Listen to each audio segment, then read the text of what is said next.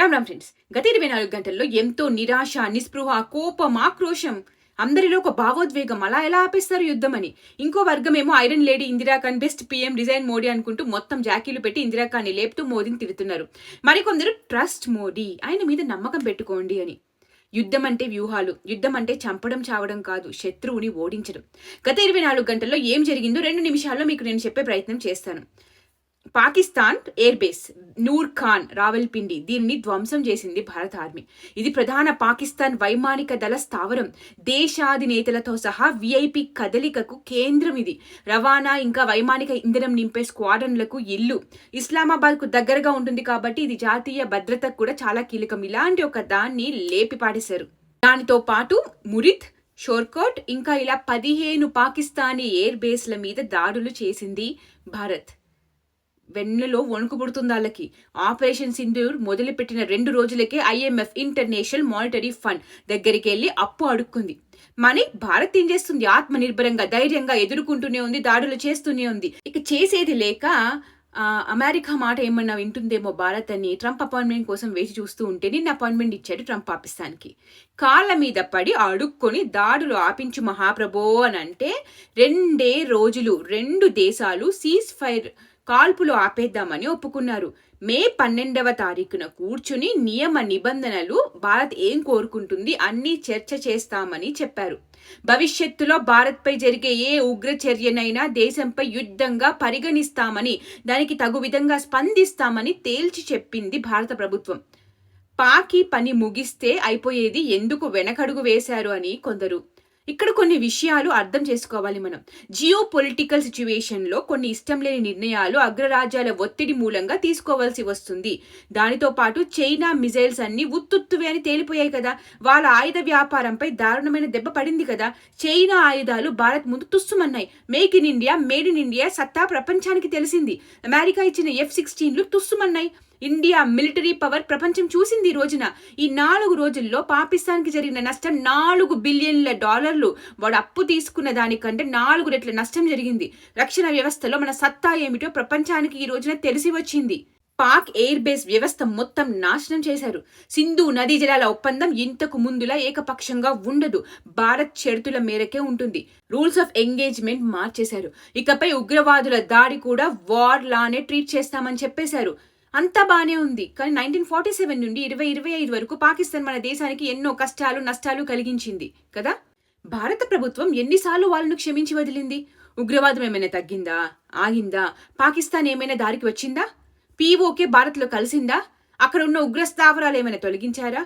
ఉగ్రవాదులు ఏమైనా తగ్గారా? ఉగ్రవాదుల ఉత్పత్తి ఆగిందా? ఎందుకు ఇంకా వారితో చర్చలు? ఈ యుద్ధం వల్ల మనం ఏమి సాధించాం, వాళ్ళు ఏం కోల్పోయారు అనే ప్రశ్నలు బాగా వినిపిస్తున్నాయి. ఈ దశలో కాల్పులు విరమణ చాలా మందిలానే నాకు నచ్చలేదు. అయితే ఒకటి మాత్రం నిజం, మన రాజకీయ నాయకత్వం ఈ స్థాయి దూకుడు ప్రదర్శించడం 1970 తర్వాత ఇదే మొదటిసారి. మోదీ గారు ప్రధాని అయిన తర్వాత మొదటిసారి మనపై దాడి జరిగినప్పుడు వాస్తవాధీన రేఖను దాటి సర్జికల్ స్ట్రైక్స్ చేసి తీవ్రవాదుల శిబిరాలను కూడా ధ్వంసం చేశారు. రెండవసారి అంతర్జాతీయ సరిహద్దుని దాటి బాలాకోట్లో తీవ్రవాద శిక్షణ శిబిరాన్ని వైమానిక దాడిలో నాశనం చేశాం. 1970 తర్వాత అంతర్జాతీయ సరిహద్దు దాటడం నాకు తెలిసి ఇదే మొదటిసారి. న్యూక్లియర్ వెపన్స్ ఉన్న దేశంలోకి దూరి మరీ దాడి చేయడం ఇదే మొదటిసారి. ఈసారి మోదీ గారు దూకుడు బాగా పెంచారు. మొదటి దాడే 9 ప్రాంతాల్లో ఉన్న 21 తీవ్రవాద శిక్షణ కేంద్రాలపై చేశారు. అవి కూడా సాధారణమైనవి కాదు. జైషే మొహమ్మద్, లష్కరే తోయిబా వంటి తీవ్రవాద సంస్థలను, అది కూడా పాకిస్తాన్ పంజాబ్లో ఉన్న వాటి మీద దాడి చేసి నాశనం చేశాం. అంతేకాక కనీసం 10 శిబిరాలను, ఎయిర్ బేస్ శిబిరాలను దెబ్బతీశాం. లాహోర్, ఇస్లామాబాద్, రావల్పిండి నగరాలపై దాడులు చేశాం. సో ఇన్ని చేసినా మోదీ గారికి ఏది ఎప్పుడు చేయాలో తెలియదంటారా? పాకిస్తాన్లో ప్రభుత్వం మాట ఆర్మీ వినిందే లేదు. వాళ్ళకి ఆర్మీకి ప్రభుత్వానికి ఒక అగ్రిమెంట్ ఉండదు. ఇక్కడ కాలబేరానికి వచ్చింది ప్రభుత్వం అనుకున్నట్టుగానే 3 గంటల వ్యవధిలోనే పాకిస్తాన్ మళ్ళీ దాడి చేసింది. ఇప్పుడు ట్రంప్ మొహం ఎక్కడ పెట్టుకుంటాడు? మళ్ళీ పాకిస్తాన్ వెళ్ళి చర్చలు జరుపు అని అడగలేడు కదా భారత్తో. భారత్ ఒప్పుకోను లేదు. సో జస్ట్ వినలేదు అనే అపవాద రాకుండా, మళ్ళీ గొడవ మొదలు పెట్టకుండా అలా ఒప్పుకున్నట్టు ఒప్పుకున్నారు. అది 2 రోజుల వరకు. అప్పుడు రూల్స్ అన్ని మాట్లాడుకుంటాం, ఒప్పుకోకపోతే లేదంటే తగ్గేదేలే అన్నారు. 2 రోజులు కాదు, 3 గంటలు కూడా ఆగలేకపోయారు. ఇది ఫేక్ న్యూస్ కాదు సీజ్ ఫైర్ వాళ్ళు తప్పారు అనేది. స్వయంగా భారత ఫారెన్ సెక్రటరీ విక్రమ్ మిశ్రీ గారు కన్ఫర్మ్ చేశారు, ఆర్మీకి మేము ఫ్రీ హ్యాండ్ ఇచ్చాం, వాళ్ళు మాట తప్పారు అని చెప్పారు. అఫ్ కోర్స్ దొంగలు వాళ్ళు, మాట తప్పకపోతే ఇంకేం చేస్తారు. ఆర్మీకి కూడా ఫ్రీ హ్యాండ్ ఇచ్చి వాళ్ళ సంగతి చూసుకోండి అని చెప్పేశారు. యుద్ధం ఇక్కడ నుండి ఇక్కడే ఉండి మాట్లాడే మనకి బానే ఉంటుంది, ఉత్తేజాన్ని ఇస్తుంది. శత్రువుని ఓడిస్తుంటే, శత్రువు ఏడుస్తుంటే కిక్ వస్తుంది. కానీ రోజు రోజుకి బిలియన్ల డాలర్ల ఖర్చు, మెల్లిగా ఎఫెక్ట్ ప్రతి భారతీయుడి మీద పడుతుంది. ఇప్పుడు బానే ఉంటుంది జోష్లో, రేపు ఉప్పు పప్పు రేటు పెరిగినా మళ్ళీ మేము ఓటు వేయం, దేశాన్ని ముక్కలు చేసే కాంగ్రెస్ కాలంలో ఇంత రేటు ఉండేది అంత ఉండేది అని ప్రోపగాండా మొదలు పెట్టగానే ఏవి మాట్లాడకుండా వాళ్ళ ప్రోపగాండాలో పడిపోయి, అవును ఇలా ఇలా ఎందుకు పెంచుతున్నారు, ఏం చేస్తున్నారు, మేము ఇవన్నీ కట్టము, మా జేబులోంచి మాత్రం ₹1 కూడా పోవద్దు, మీరేమన్నా చేసుకుని ఎంతన్నా ఖర్చు పెట్టుకుని మావి మాత్రం పోవద్దు అనే ఒక దానికి వచ్చేసి మళ్ళీ ఓట్లు వెళ్ళి ఆ నికృష్ట కాంగ్రెస్కి వేస్తామని చెప్పే ప్రజల మధ్యలో బతుకుతున్నాం మనం ఈ రోజున.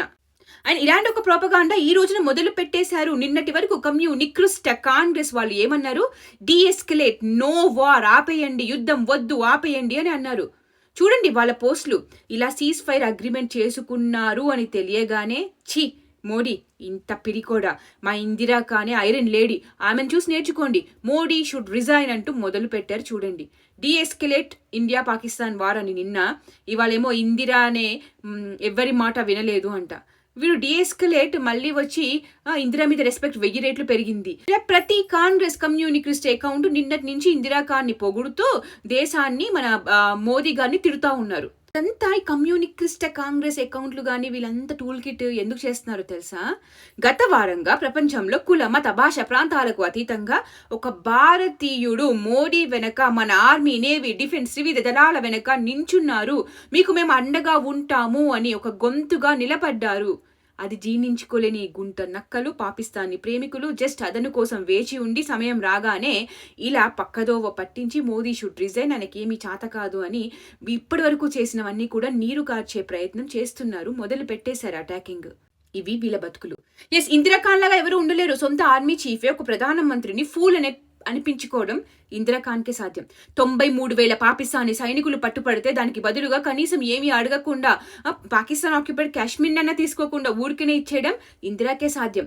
ఎమర్జెన్సీ పేరిట మాట్లాడే ప్రతి ఒక్కడిని నెలల తరబడి చీకటి గదులలో బందీ చేయడం ఇందిరాఖాన్కే సాధ్యం. ఎలక్టోరల్ ఫ్రాడ్ చేసిన ఓన్లీ ప్రధానమంత్రి Indira Khan. Yes, it is not easy to be Indira Khan for sure.